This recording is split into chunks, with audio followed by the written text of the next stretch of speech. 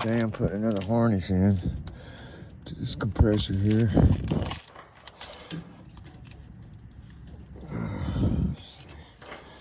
Goes like, okay.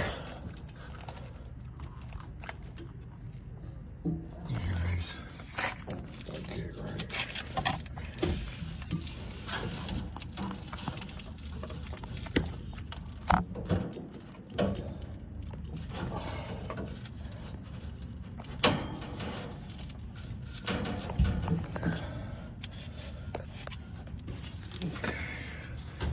I want to make sure nothing's really running nowhere.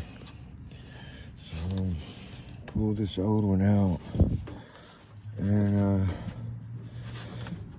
get it going. The common popped off the other end of it and it messed up the connection on the start side right here, the yellow wire.